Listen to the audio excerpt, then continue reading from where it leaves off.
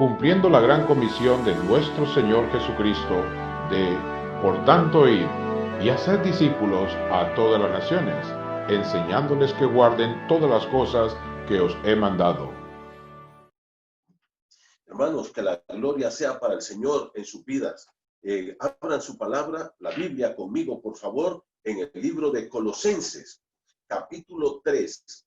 Vamos a continuar con el estudio que empezamos el día viernes. Estamos hablando de esta sección de Colosenses. Hemos tratado de ir casi versículo por versículo. En el capítulo 3, del versículo 5 al verso 11. ¿Cuál es el tema que dijimos que tenemos aquí, hermanos? Cristo, el preeminente, ordena a sus súbditos a dejar todo el pecado en su vida personal. Cristo, el preeminente, ordena a sus súbditos que tenemos que dejar todo pecado en nuestra vida personal. Yo creo, hermanos, que esta es una de las batallas, de las luchas más grandes que tenemos todos los hijos de Dios. Quiero decirte que el problema más grande, anoche estaba dando una enseñanza a un grupo de jóvenes de la iglesia Dios es Amor aquí en Tegucigalpa, y me dieron un tema muy bonito y me gustó, la salud espiritual. Y yo les decía, miren, el problema más grande del ser humano no es lo económico, no son las empresas, no es el negocio, no es el trabajo, no es esta cuestión de la pandemia, de la salud, no es la educación. Hermano, el problema más grande que tenemos es el pecado. Primero, la persona que no conoce a Cristo, su problema es que está contaminado con el pecado y no lo puede resolver y lo lleva a la condenación eterna. Yo quiero decirle, si hay algún amigo o amiga que en esta hora nos está viendo, yo quiero animarle, mi amigo, mi amiga, para que usted entienda que usted tiene un grave problema, un problema eterno, porque ese no es problema temporal, es un problema eterno. Porque si usted muere sin Cristo, y si usted no recibe a Cristo, no se arrepiente de sus pecados y le pide y le clama y le suplica perdón a Dios por todos sus pecados, va a ir a la condenación eterna. No hay esperanza, morirá sin Dios y sin esperanza. Y nadie puede hacer nada cuando usted se muera. Perdió su oportunidad. Y segundo, nosotros los creyentes que ya tenemos a Cristo, también tenemos una lucha para ir dejando el pecado. Y hermano, mire, usted abre la Biblia en Génesis capítulo 3, aquí al inicio, la Biblia nos dice, en Génesis 3, ¿sabe qué nos dice la Escritura? Que el hombre pecó contra Dios. Aquí, primera página de la Biblia. Y usted va por todo este libro, cada párrafo, cada versículo, cada capítulo, cada libro. ¿Sabe cuál es el punto? Dios le dice al hombre, dejen el pecado. El pecado lo va a destruir, el pecado lo va a matar, el pecado lo va a condenar.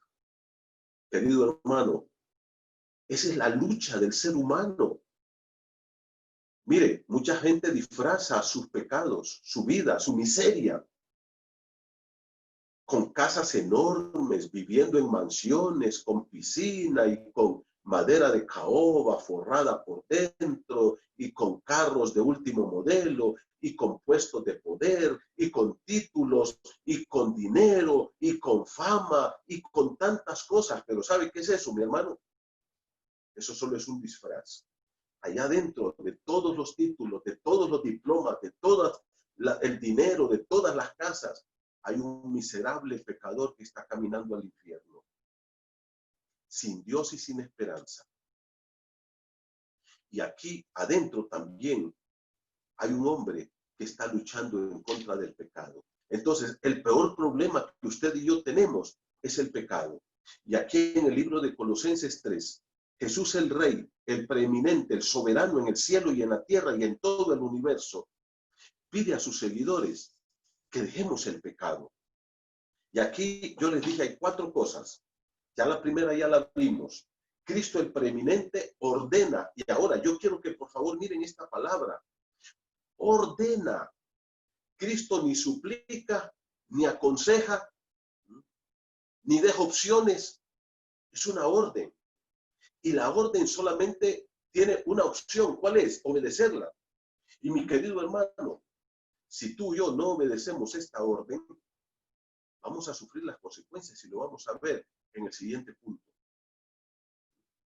La orden es, dejen el pecado. Y aquí, hermanos, primera cosa, Cristo el preeminente ordena lo que debemos hacer con el pecado. Mira conmigo el verso 5. Estamos en Colosenses, capítulo 3, verso 5. ¿Qué tenemos que hacer con el pecado? Mortificarlo, matarlo. Lógicamente yo les dije que esta es una figura que usa el escritor para enseñarnos e ilustrarnos, que entendamos lo que tenemos que hacer con el pecado. ¿Qué tenemos que hacer con el pecado? Tirarlo, sacarlo. Y aquí dice, hacer morir pues lo terrenal en vosotros.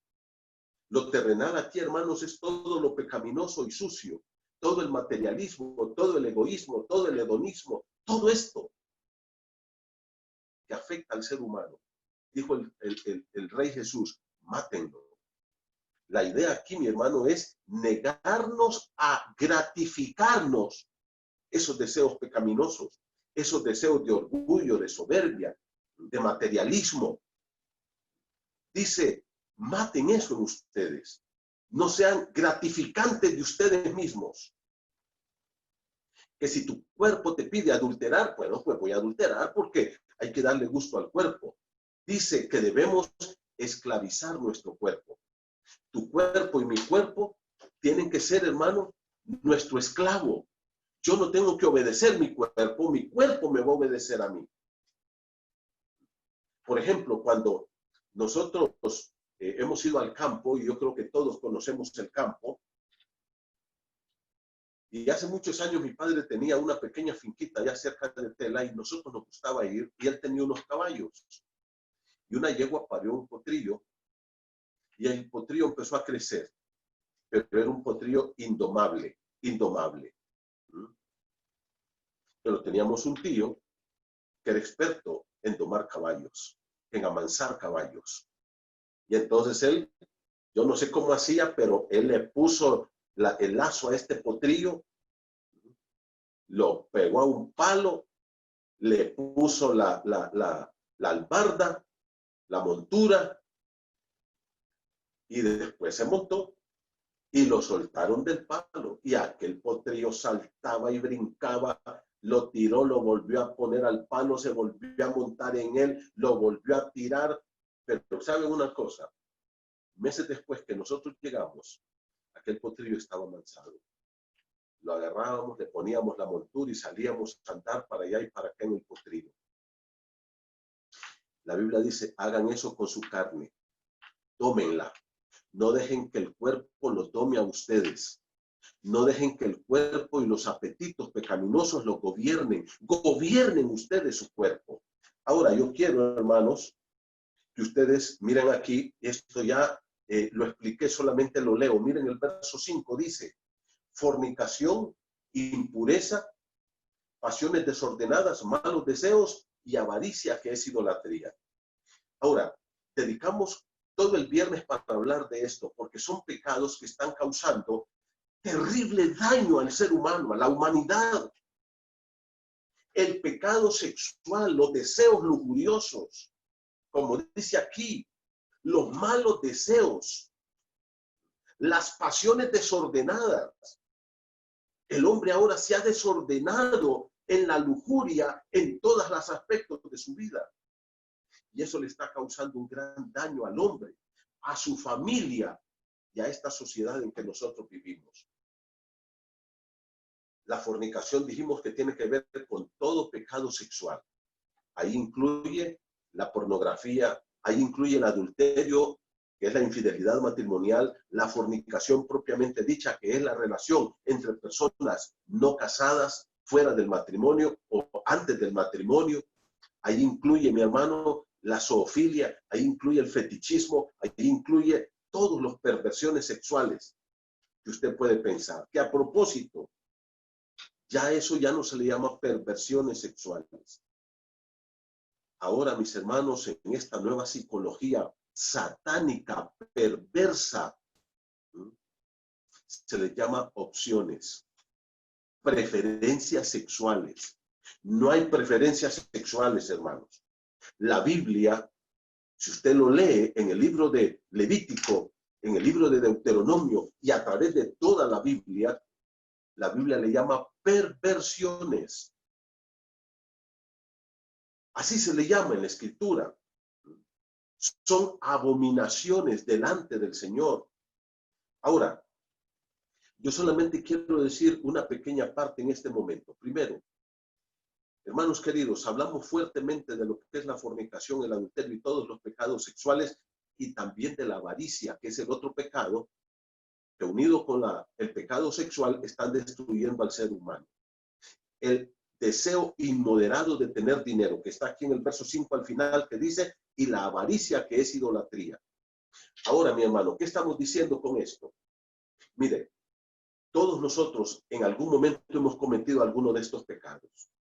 Ninguno de nosotros, ninguno está exento de esto. Y es más, le voy a decir algo, porque hayamos ganado la victoria en el pasado, no nos garantiza que vamos a ganar la victoria en el futuro. Porque el pecado sexual y la avaricia y el amor al dinero y todo esto va a seguir atacando nuestras vidas. Por eso tenemos que estar con los ojitos bien abiertos y ganando las victorias todos los días. Todos los días. Ahora, quiero decirles algo. Primero, si nosotros hemos cometido uno de estos pecados, hermanos, hay una salida y es el arrepentimiento y el perdón. La Biblia dice en 1 de Juan, capítulo 1, verso 9, que no hay pecado que Dios no te pueda perdonar. Si confesamos nuestros pecados, Él es fiel y justo, Dios, para perdonar nuestros pecados y mira cómo dice, y limpiarnos de toda maldad. Lo que Dios quiere es un arrepentimiento genuino de nuestra parte, pero el arrepentimiento implica un giro, un cambio de vida. Que dejemos esos pecados. ¿Te acuerdas en Juan 8 cuando trajeron a la mujer adúltera sorprendida en el mismo acto del adulterio? ¿Qué miró Jesús? Bueno, ahí estaban los religiosos alrededor de ella, acusándola, avergonzándola, humillándola, como hacemos todos los seres humanos. Siempre nos gusta estar señalando a aquel adúltero, este es infiel, aquel otro, mira, preñó a la hija de aquel, embarazó a la hija de aquel, y siempre estamos señalando. Jesús no dijo nada, se agachó y escribió con su dedo en el suelo. ¿Y sabes qué dice la Escritura? Que cuando aquellos estaban insistiendo y ensañándose contra la mujer, Jesús se puso de pie y les dijo, el que de ustedes no tenga pecado, lance la primera piedra contra ella. Y todos se fueron. Y quedó Jesús, y solamente Jesús y la mujer. Y él vio el corazón de esta mujer, atribulado, arrepentido, angustiado. ¿Y cuál fue lo que le dijo Jesús? Yo no te condeno, vete, hija, y no peques más. Hay un perdón, hermano. No importa el pecado que tú hayas cometido. En cuanto a la avaricia, si has hecho negocios truculentos, si has hecho mentiras, si has engañado, Dios perdona. En cuanto al pecado sexual, no importa cuál hayas cometido o cuál hayamos cometido, Él nos perdona. Segundo, querido hermano, solo Cristo puede entrar a lo más profundo de nuestro corazón y restaurar nuestra vida. El pecado nos va a destruir. Pero Cristo viene y no solamente nos perdona, sino nos restaura. Él sana nuestra mente, nuestro corazón, los traumas que traemos a veces desde nuestra niñez por violaciones, abuso sexual y cualquier cosa, y que nos lleva después a cometer otros pecados ya voluntariamente de nosotros. Él nos perdona, nos limpia y nos restaura. Tercero, primero, Cristo perdona cuando hay arrepentimiento y cambio. Segundo, Cristo restaura. No importa el pecado que has cometido, mi hermano, Él te va a restaurar.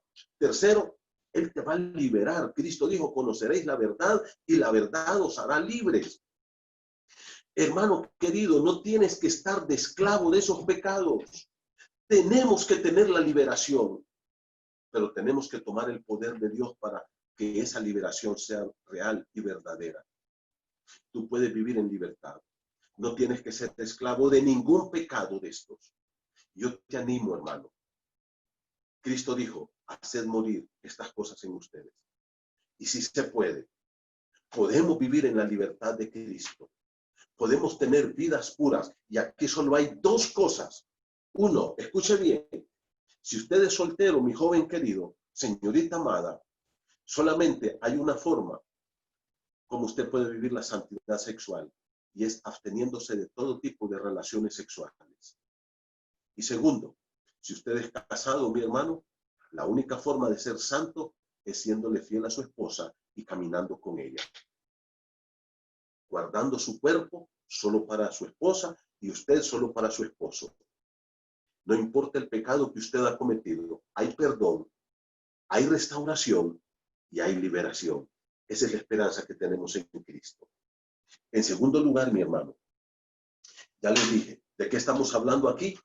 Cristo el preeminente ordena a sus súbditos a dejar todo pecado en su vida personal. Primero, Cristo el preeminente ordena qué debemos hacer con el pecado. ¿Qué hay que hacer con el pecado? Hay que crucificarlo, hay que matarlo, hay que tenerlo esclavizado. Tu cuerpo no va a ser el rey de tu vida.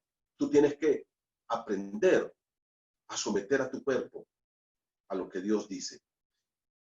¿Qué tenemos que hacer con el pecado? Entonces, hay que sacrificarlo, crucificarlo con Cristo. Pablo dice en Gálatas 2:20, yo estoy crucificado con Cristo. Yo ahí es esa carne, el ego, todo lo pecaminoso, ahí está crucificado con Cristo. Ahora yo que estoy aquí viviendo, ya no vivo en la carne. No le doy rienda suelta a la carne. Pablo dice, golpeo mi cuerpo, en 1 Corintios capítulo 9, y lo pongo en servidumbre.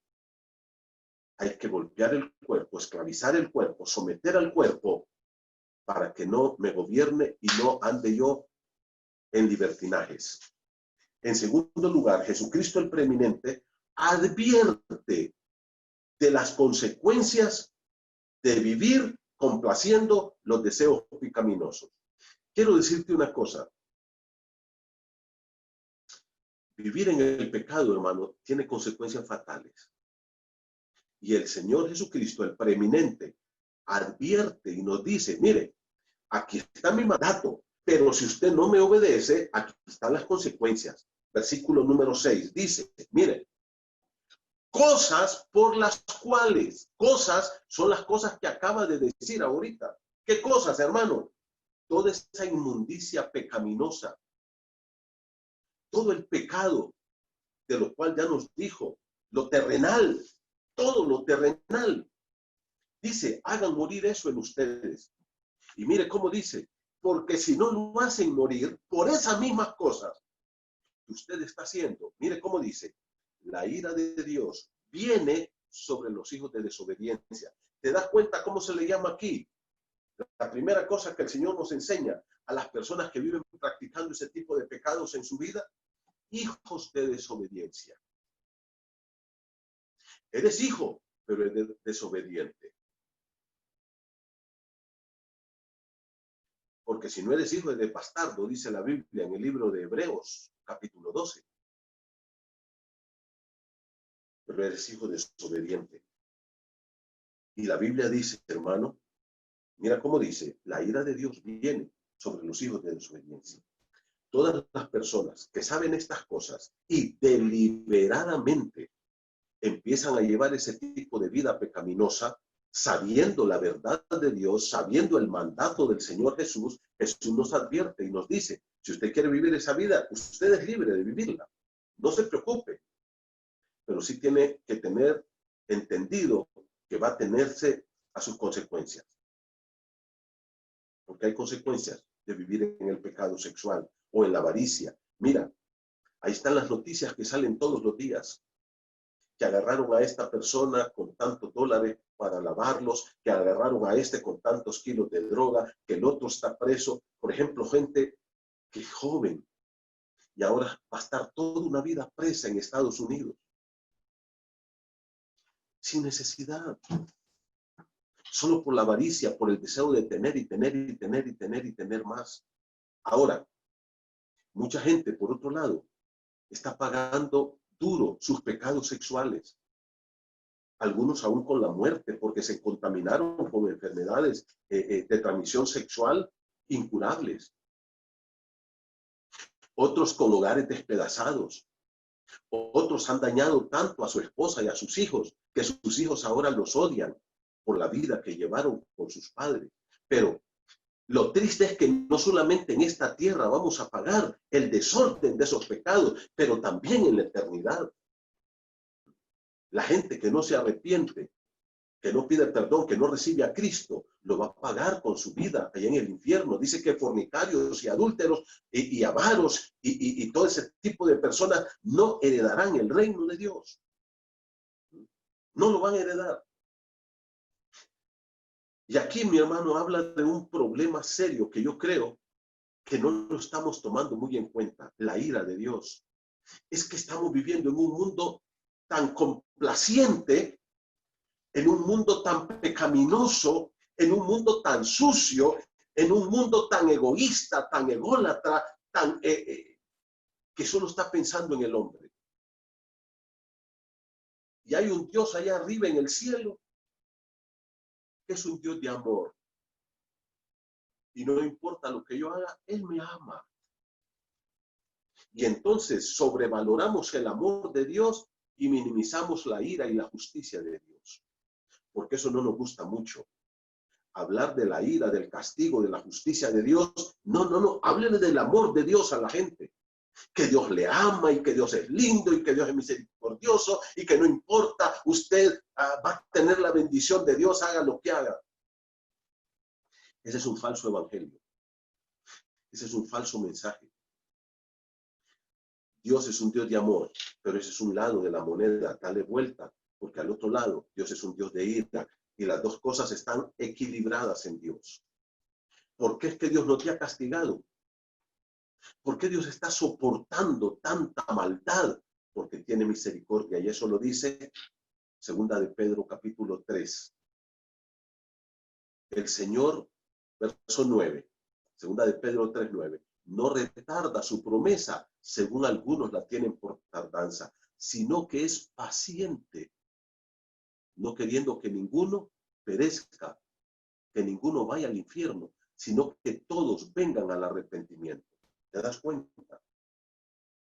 Dios no te ha juzgado y no te ha matado y no te ha castigado por esos pecados y no lo ha hecho conmigo tampoco. ¿Sabes por qué? Solo porque realmente Él está esperando mi arrepentimiento. Él está esperando tu arrepentimiento. Él está esperando que tú vengas a Él. Él quiere perdonar tus pecados. Él dice, venid a mí. El libro de Isaías, y sed salvos todos los términos de la tierra, porque yo soy Dios y no hay más. Solo Dios te puede salvar. Pero las consecuencias de esos pecados son espantosas. En el presente y en la eternidad. Dice, cosas por las cuales la ira de Dios viene sobre los hijos de desobediencia. La ira de Dios, hermanos, literalmente, ¿sabe cuál es la construcción de esta oración? Está viniendo ya sobre los hijos que desobedecen a Dios, sobre los que han decidido darle la espalda al Señor. Dice, la ira de Dios.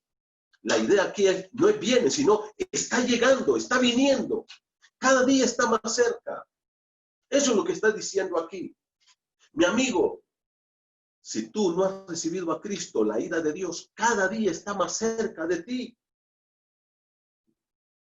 Y mi hermano, si tú has llegado a vivir este tipo de vidas, la ira de Dios también está cerca de ti. Y yo te voy a decir una cosa.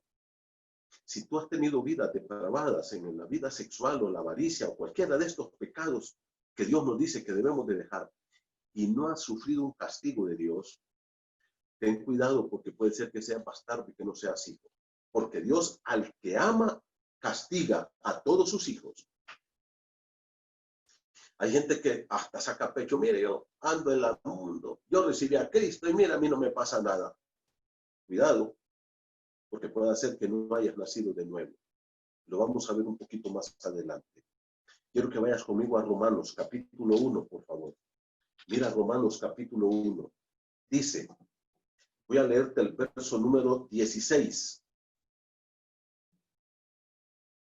Mira lo que dice Romanos capítulo 1, verso 16. Dice, porque no me avergüenzo del evangelio, porque es poder de Dios para salvación. El evangelio es el único mensaje que tiene el poder salvador de Dios. El verdadero evangelio de Jesucristo. Versículo número 17. Porque en el evangelio la justicia de Dios se revela. ¿Qué dice? Podemos ver la justicia de Dios a través del evangelio. Que Dios me puede perdonar a través de la obra de Cristo. Versículo número 18. Mira lo que dice. Porque la ira de Dios se revela desde el cielo contra toda impiedad e injusticia de los hombres que detienen con injusticia la verdad. ¿Sabe lo que dice este texto? Literalmente, la ira de Dios se está revelando permanentemente. Hermano, no solamente el amor de Dios, también la ira de Dios. Y Dios va a castigar a todos aquellos que lo tiran a su espalda y que van rebeldemente viviendo una vida de depravación en cualquier área de su vida. Yo quiero que mires conmigo, por favor, lo que dice el versículo número 25 ahora. Perdón, vamos a ir. Quiero que miremos 3 versículos rapidito. Mira conmigo. Versículo 21. Pues habiendo conocido a Dios, no le glorificaron.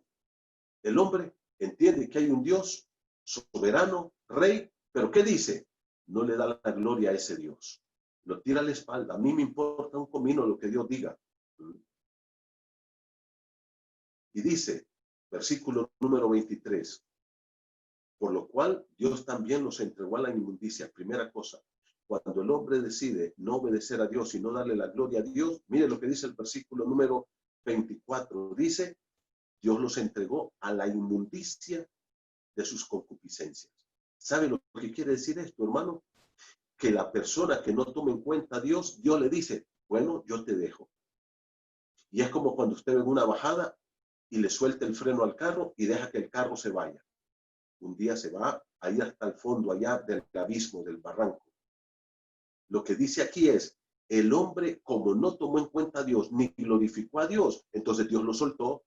No es que Dios me empuja, eso no está diciendo aquí. Lo que está diciendo es que Dios me abandona y me dice, bueno, si esa es la vida que tú quieres llevar, pues llévala, pero vas a ver las consecuencias. Versículo número 25, mire, cambiaron la verdad de Dios por la mentira. El hombre cree más a la mentira del diablo que a la verdad que Dios le da aquí en su palabra. Y cuando el hombre, primera cosa, no glorificó a Dios, Dios lo entregó. Y les dijo, bueno, señores, hagan lo que ustedes quieran y van a pagarlo caro. Luego, Dios le dio la verdad, la palabra, pero el hombre no cree la verdad, cree la mentira. Y cuando el hombre creyó la mentira, mira ¿cuál es el resultado? Versículo 26. Por esto, porque el hombre cree la mentira, Dios los entregó a pasiones vergonzosas. Mire cómo le llama Dios aquí al libertinaje sexual. Pasiones vergonzosas. Entonces, como el hombre no creyó la verdad de Dios, la revelación de Dios aquí, entonces, ¿qué dice Dios? Bueno, yo los dejo. Y por eso usted mira tanta perversión y tanta maldad y tanta descomposición social que hay ahora.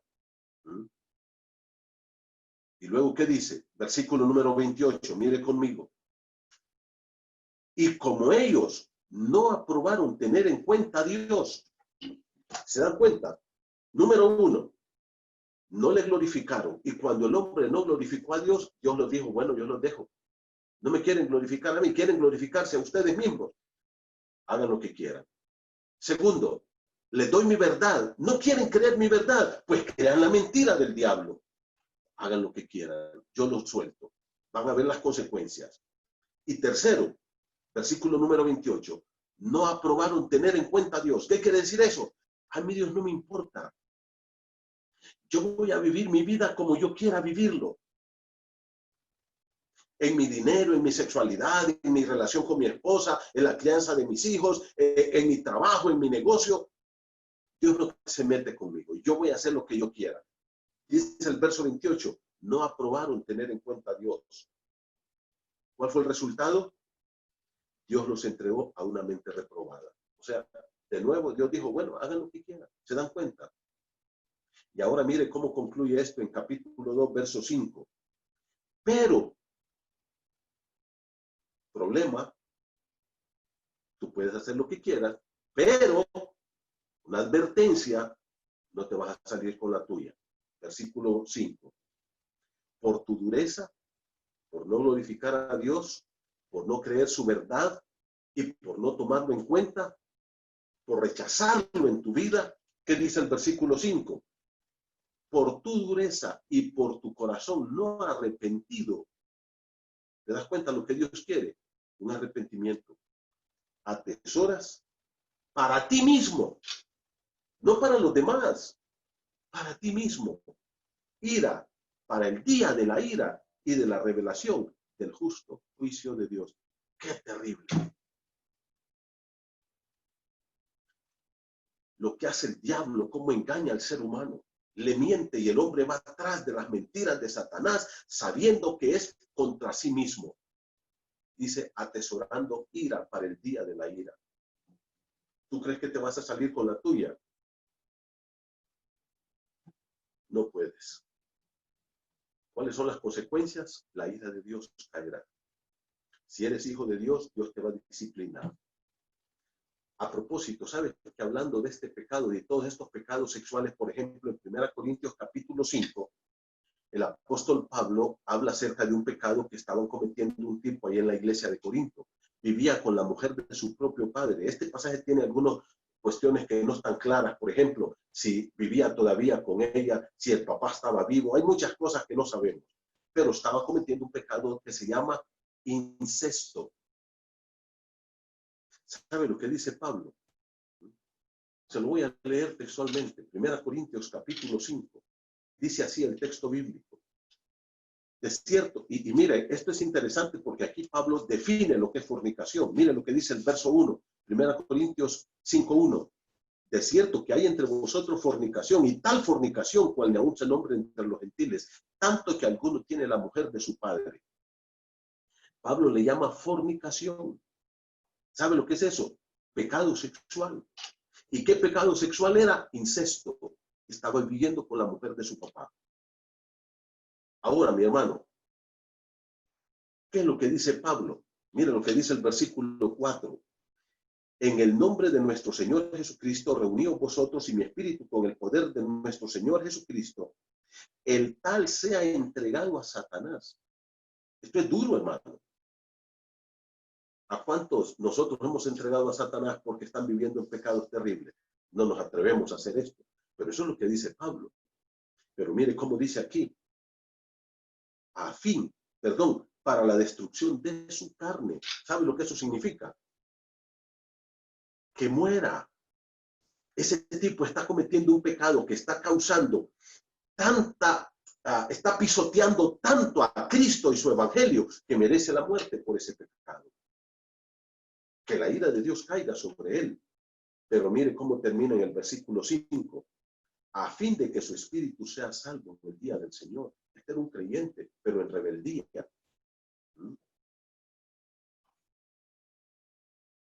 Queridos hermanos, la ira de Dios no es un juego. Y a Dios no lo podemos pisotear. Podemos hacerlo, pero vamos a pagar las consecuencias. El Señor dice, el Rey Jesús preeminente advierte las consecuencias de vivir en esos pecados. Primero, el Rey Jesús nos dice qué debemos hacer con el pecado. ¿Qué tenemos que hacer en nosotros? Matarlo, sacrificarlo, tirarlo. Segundo, el Rey Jesús advierte de las consecuencias de vivir en el pecado. ¿Cuáles son las consecuencias? La ira de Dios. En tercer lugar, Jesús el preeminente exige, no aconseja, no pide, no llora, no suplica, exige una diferencia real entre la vida pasada y la vida presente de todos sus discípulos. Tercera cosa, el Rey Jesús el preeminente, exige una diferencia real entre la vida pasada y la vida presente de todos sus discípulos. Mire conmigo Colosenses capítulo 3. Dice el versículo número 7. Vamos a leer el 7 y el versículo 8 hasta el 9, la primera parte. Dice, pero ahora dejad también vosotros todas estas cosas: ira, enojo, malicia, blasfemias, palabras deshonestas de vuestra boca. No mintáis los unos de los otros. Ahora, ¿se da cuenta, hermano? Pero conjunción adversativa va a ser una comparación entre dos cosas. ¿Y qué es lo que va a comparar aquí el escritor? Los tiempos. Tiempo pasado, tiempo presente. Esta conjunción adversativa hace un contraste entre lo que era nuestra vida pasada y lo que va a ser la vida presente, el tiempo anterior a nuestro encuentro con Cristo y el tiempo después de nuestro encuentro con Cristo. Cuando una persona conoce a Jesucristo como su Señor y Salvador, tiene que haber un punto de quiebre en su vida, un antes y un después. Tienen que haber frutos de arrepentimiento. Hay gente que dice, yo ya recibí a Cristo, pero yo miro que sigue siendo igual. ¿Y dónde están los frutos? ¿Dónde está el cambio? Versículo número 8 dice, pero, ya expliqué lo que eso significa, ahora. ¿Sabe lo que significa ahora? Hoy, adverbio de tiempo, hoy, en el presente, este día, dejad también vosotros. Ahora, mi hermano, todos esos pecados formaron parte del pasado en la vida del creyente. La vida del cristiano, toda esa vida pecaminosa, pertenece al tiempo anterior a su encuentro con Cristo, al pasado. Mire cómo dice, mire el versículo número 8, dice, cuando vivíais en ellas, dejad también vosotros todas estas cosas, dice. Hay que dejar eso. Hay que quitarnos esto. Me llama mucho la atención que en el primer versículo que vimos, el verso 5, habla de pecados que nosotros podemos llamar como escandalosos o pecados grandotes y gordos. Pero aquí habla de pecaditos que a veces hasta nosotros mismos, queridos hermanos, toleramos en nosotros y en la vida de otros hermanos. El pecado es pecado ante Dios. Yo tengo que luchar no solamente por dejar la fornicación, tengo que luchar por dejar mi propio orgullo también, mis pensamientos sucios. Tengo que empezar a controlar mi boca. Todo eso, dice la Biblia, forma parte de la vida pasada. Tiene que haber un punto de quiebre en mi vida. Yo te hago una pregunta, ¿eres tú una nueva persona, mi hermano? ¿Eres diferente? Tu carácter, tu vocabulario, tus pensamientos, tu actividad sexual, tu manejo del dinero, tu comportamiento en el trabajo, tu manejo de tu empresa, ¿es igual que antes o es diferente? Si eres igual que antes, evalúa tu conversión. Evalúala. Cristo dice, pero ahora mis discípulos tienen que ser diferentes. Segunda de Corintios 5:17, ¿te acuerdas lo que dice? De modo que si alguno está en Cristo, ¿cuál es la diferencia? Estar en Cristo, pertenecer al cuerpo de Cristo, haber sido sumergido en el cuerpo de Cristo. Nueva criatura es. Somos una nueva creación de Dios. Como consecuencia, las cosas viejas pasaron. Ahora, todas son hechas nuevas. Y por eso es que Cristo nos da el poder para ganar esa batalla. Yo no la puedo ganar, hermano. Yo soy tan débil y tan humano como tú. Pero ahora Cristo nos da la victoria. Miremos algunos textos de la Escritura. Aquí adelantito está Tito. Mira conmigo Tito, por favor. La carta pequeñita del apóstol Pablo a Tito. Y mira tú lo que dice la escritura. Tito capítulo 3. Ve conmigo a Tito capítulo 3. Dice, verso 1. Voy a leer para ustedes Tito 3:1. También debes saber esto, que en los postreros tiempos vendrán, en los postreros días vendrán tiempos peligrosos. Y luego dice,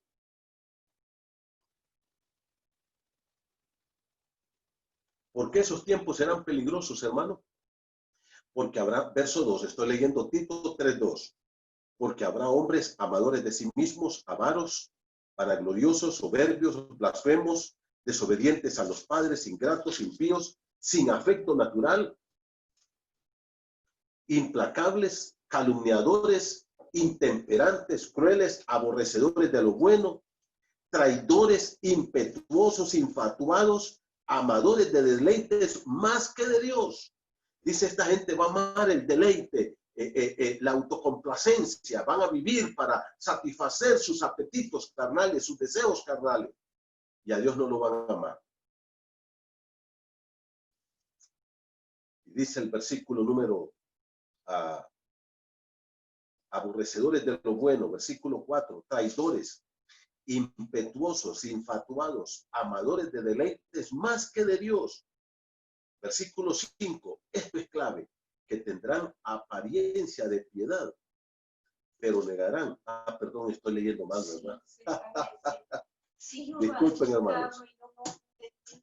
Ay, hombre, ya la edad me está fallando la mente.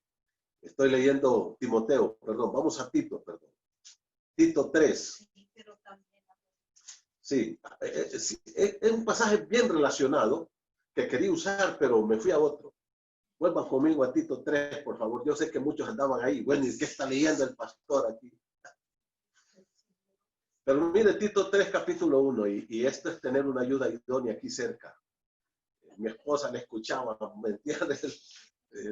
La Biblia, las hojas para allá y para acá. Bueno, mire, Tito 3:1 dice, recuérdales que se sujeten a los gobernantes y autoridades, que obedezcan, que estén dispuestos a toda buena obra. Luego el verso 2 dice, que a nadie difamen, que no sean pendencieros, sino amables, mostrando toda mansedumbre para con todos los hombres. Y aquí viene el punto clave. Mira el verso 3, por favor. Tito 3:3.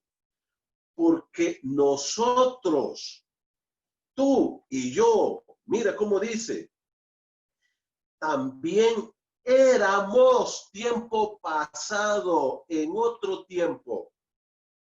Éramos, ya no somos. Versículo 3. Porque nosotros también éramos, clave, tiempo pasado, ya no más.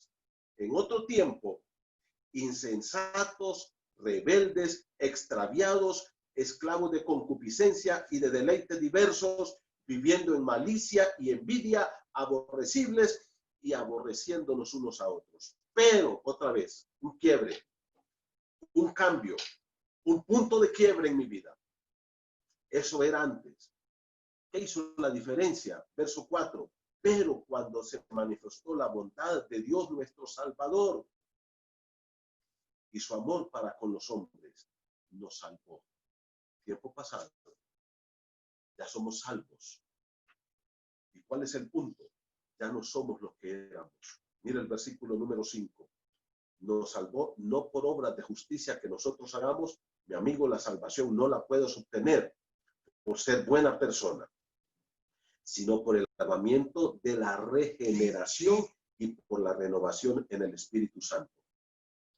Hermanos queridos, en esta hora quiero decirles que Cristo nos ha hecho una nueva persona. Ahora tenemos el Espíritu Santo, hemos sido lavados, hemos sido limpios. Cambiemos esa vida, que hay un punto de quiebre. Miremos también la palabra de Dios en Primera de Pedro, capítulo 4, por favor. Ve conmigo a Primera de Pedro. Vamos a ir al capítulo 4. Dice así la palabra del Señor. Primera de Pedro 4:3. Lo voy a cerciorar de leer correctamente. Dice, baste ya ¿Sabe lo que quiere decir esa frase? Suficiente. Ya no más. Baste ya. El tiempo pasado, ¿cuál es el tiempo pasado? Antes de nuestro encuentro con Cristo. Para haber hecho todo lo que agrada a los gentiles, andando en lascivias, concupiscencias, embriagueces, orgías, disipación y abominables idolatrías. Comparen esta lista con la de Pablo en Colosenses y van a ver que son los mismos pecados. ¿Sabe lo que dice la Biblia? Suficiente, hermano, el tiempo pasado para haber hecho todo esto. El tiempo pasado es antes de nuestro encuentro con Cristo. Basta ya. Ahora tenemos una vida nueva. ¿Cómo tratas a tu esposa? ¿Cómo arreglas los problemas familiares? ¿Cómo estás educando a tus hijos? ¿Cómo estás en el trabajo? ¿Eres una mejor persona ahora? ¿Estás haciéndolo diferente a la forma de Dios? ¿O sigues siendo la misma persona? ¿Cómo es tu carácter en la casa, mi hermano? ¿Eres el mismo bravucón, enojado, violento, agresivo? ¿O eres una persona mansa y humilde de corazón? Volvamos al libro de Colosenses, por favor. Dice el Señor, estamos viendo aquí este punto importante. Jesús, el preeminente, nos manda qué hacer con nuestros pecados. Nos manda a dejar todo pecado. Primero, ¿cómo lo vamos a dejar los pecados? Haciendo morir el viejo hombre. Hacer morir todo esto terrenal que hay en vosotros. Segundo, el Señor nos advierte sobre las consecuencias que vamos a tener si no le obedecemos. La ira de Dios caerá. Tercero, el Señor Jesucristo, aquí en el tercer punto, mis hermanos, nos dice que debe haber un punto de quiebre, de cambio en la vida de sus discípulos. Versículo número 8, estoy en Colosenses 3:8. Pero ahora dejad también vosotros todas estas cosas. ¿Y qué cosas? Ira. Mira, primera cosa. Nosotros los hombres a veces somos muy iracundos, muy violentos. Y sabes una cosa, llega un hermano y me dice, pastor, tengo problemas con mi esposo. Yo le digo, ¿cuál es su problema? Es que él tiene carácter muy fuerte. Le digo, ¿qué quiere decir esto? Ay, que es muy enojado. Te voy a decir una cosa, hermano.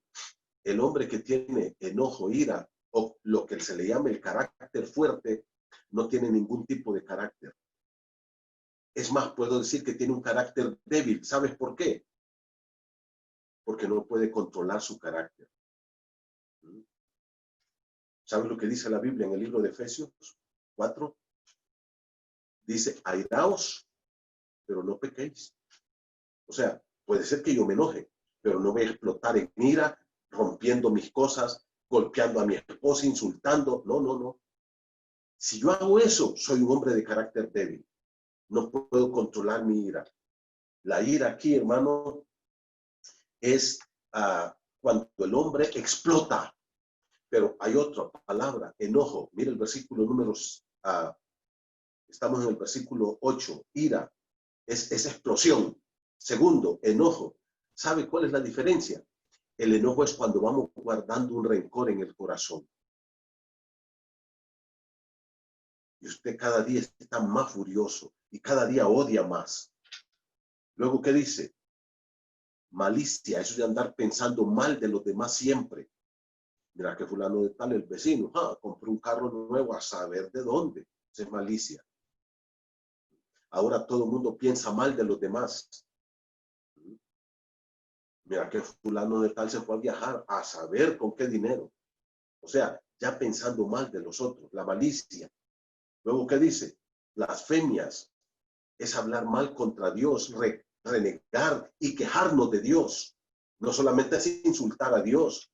Es cuando yo digo, mira esta comida, mira estos trapos viejos que yo tengo. Estoy renegando de Dios. Luego, ¿qué más? Palabras deshonestas de nuestra boca. Hermano, evalúa cómo hablas tú. Si tú todavía mencionas palabras vulgares y obscenas, tienes que cambiar eso. Y por último, ¿qué dice? Dejar la mentira. Versículo número 9. Y esto nos lleva, hermanos, al cuarto punto. Jesús el preeminente ordena a sus seguidores, a sus discípulos, que debemos despojarnos del viejo hombre y vestirnos de un hombre nuevo. Lo voy a mencionar esto rápidamente. Mire conmigo el versículo número 9 al final. Dice, habiéndoos despojado del viejo hombre con sus hechos y revestido del nuevo. Hermano, la cuarta cosa que Jesús me llama es que yo ya me tengo que haber despojado de ese viejo hombre. ¿Y qué es el viejo hombre? Es todo lo pecaminoso y sucio que hay en mí. Y dice, vestirme del hombre nuevo. Normalmente nosotros en este tiempo estamos en casa y aquí en casa pues andamos con camiseta y short. Hay algunos que ni se bañan. Pero por ejemplo, esta mañana yo me bañé bien, me cambié y me puse este traje. Quité toda la ropa que andaba y me puse este traje. Eso quiere decir, despójense del viejo hombre. Quítense esas ropas viejas, sucias, contaminadas. Todo el pecado que hay en mí, tírenlo. Y póngase una nueva forma de vestir. Ahora, ¿saben qué? Esto es lo que yo represento. ¿Qué tal si yo saliera aquí en camiseta y en short? Y usted diría, pues que el pastor, ¿cómo está predicando así? Porque esta es una imagen. El despojarme del viejo hombre es un testimonio. Es una imagen que yo doy a los demás. El vestirme de un hombre nuevo, de una nueva forma de ser. Y a partir del miércoles próximo, vamos a ver qué es andar vestido ahora del hombre nuevo. Se dan cuenta que esta primera sección que hemos visto aquí, del 5 al 11, habla de cosas que tenemos que ir dejando. Por ejemplo, ¿cuáles cosas? Fornicación, impureza, pasiones desordenadas, malos deseos, avaricia, que es idolatría, ira, enojo, malicia, blasfemias, palabras deshonestas de la boca, la mentira. Todo eso son cosas que tenemos que dejar. Pero a partir del miércoles vamos a hablar de cosas que ahora tenemos que adoptar y adaptar a nuestra vida, como parte de ese hombre nuevo que tenemos todos nosotros. Ahora, mi hermano, mire cómo dice aquí, versículo número 10, y revestido del nuevo. ¿De qué? Del hombre nuevo, del nuevo Manuel Puerto, de un Manuel Puerto más apacible, más servicial, más manso, un Manuel Puerto más santo. ¿Y qué dice? Vístanse de esta forma. Versículo 10, me gusta lo que dice. El cual conforme a la imagen del que lo creó. Dios me creó a mí. Pero aquí no está hablando de cuando yo fui formado en el vientre de mi mamá. No, está hablando del momento en que Él me hizo nacer de nuevo. Y este hombre nuevo dice, mire cómo dice el versículo, se va renovando. Tienes que ir renovando tus pensamientos, tus actitudes, tu vocabulario, tu comportamiento, tu sexualidad, tu manejo del dinero. Todo hay que irlo renovando conforme a ese hombre nuevo que Dios quiere que seas. Renueva tu mente a la luz de la Biblia. Renueva tu vocabulario. Saben que esto es como ir al closet. ¿Han visto eso, verdad? Tenemos una ropita y dice, esta ropa yo tengo tiempo. Y empieza a sacar toda esa ropa vieja y la tira. Y luego va y dice, necesito comprar una camisa y compra una nueva y la pone. Pues esa ropa vieja ya fue quitada y tenemos que estarla quitando de nuestra vida. Esa forma sucia de vivir. Versículo 11 termina diciendo, en ese nuevo hombre que Dios ha creado en mí, no hay diferencia. Y quiero explicar rápidamente algunas de estas palabras que están aquí. Por ejemplo, cuando dice, mire el versículo 11, donde no hay griego. ¿Quiénes eran los griegos? Esta palabra se usaba y tenemos que entenderla así a la luz del contexto para englobar todo aquel que no era judío. Esa era la forma de hablar de los judíos. Griego aquí es todo aquel que no era judío. Luego, ¿qué dice? El versículo número 11. Circuncisión. La circuncisión era vocablo que equivale a ser judío. Luego, ¿qué dice? Incircuncisión. Se refiere aquí a todos los gentiles. A todos los que no eran judíos. Eran gentiles. Luego, ¿qué dice? Bárbaro. Nosotros usamos esa palabra de bárbaro, pero no es así. ¿Qué significa la palabra bárbaro aquí en el versículo 11? Los bárbaros, hermanos, eran una palabra que usaron los griegos, cuyo término era para diferenciarse a sí mismos del resto de la humanidad. Los bárbaros es un término que usaban los griegos para diferenciarse del resto de los demás seres humanos. Luego, ¿qué dice? Escita. ¿Quiénes eran los escitas, hermanos? Se refiere a un pueblo que habitaba el norte del Mar Negro y el Mar Caspio, a los alrededores del Mar Caspio. Eran tribus nómadas, pero eran gente inculta. Normalmente eran inferiores en su cultura. Pero ¿qué dice? Si esta persona, no importa quién sea, y luego dice, siervo, la palabra es un esclavo, que en el Imperio Romano se supone que en algún momento llegó hasta el 90% de los habitantes del Imperio Romano, que eran esclavos. Y luego dice los libres. En otras palabras, lo que Pablo está diciendo aquí, no importa quién eras tú, si has nacido de nuevo, eres una nueva persona. Cristo te ha hecho de renacer y ahora eres una nueva criatura. Ahora, concluyo, hermanos, diciéndoles aquí en este pasaje, el Rey Jesús, el preeminente, nos dice que tenemos que dejar todo pecado en nuestra vida. 4 cosas nos enseña. ¿Cuáles son estas 4 cosas? Primero nos dice cómo deshacernos del pecado en nosotros. ¿Cómo? Crucificando, haciendo morir el pecado. Segundo, nos enseña las consecuencias de no hacer morir el pecado en nosotros. La ira de Dios caerá sobre nosotros.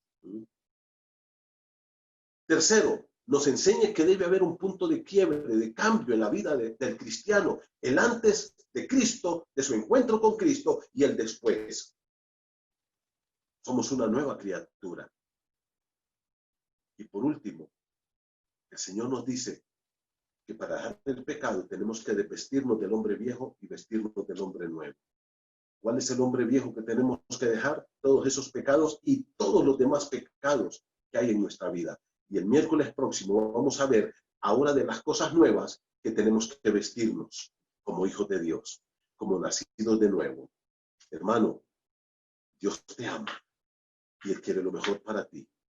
Obedécele. Deja todo pecado. Y eso es para mí también. Tengo que luchar en contra del pecado y vivir para la gloria de su nombre. No tiremos a Dios a la espalda. Vamos en pos de Él, obedeciendo su palabra. Gloria al Señor. Algunos hermanos me han escrito aquí de que han tenido problemas con el internet en otros lugares. Siento mucho. Trataremos de enviarles el estudio más adelante. Hermanos, que Dios los bendiga. Vamos a orar. Padre, gracias por este momento hermoso, por el estudio de tu palabra. Señor, te suplico que por favor ilumines nuestra mente y corazón. Ayúdanos a entender lo pecaminoso, sucio, deplorable, detestable que es el pecado para ti. Y que todos podamos, Padre querido, alejarnos del pecado, dejar el pecado y luchar hasta ganar la batalla, hasta ganar la victoria. Padre, danos el poder para vivir vidas santas que te agraden a ti. Adoramos, alabamos y exaltamos tu nombre en el nombre de Cristo Jesús. Amén. Hermanos, varones, mañana a las 7 vamos a mandarles una invitación para que se unan a nosotros en oración. Oremos por todas estas necesidades y estemos pendientes de todos nuestros hermanos. Un abrazo, los amamos y oramos por ustedes. Que Dios los bendiga.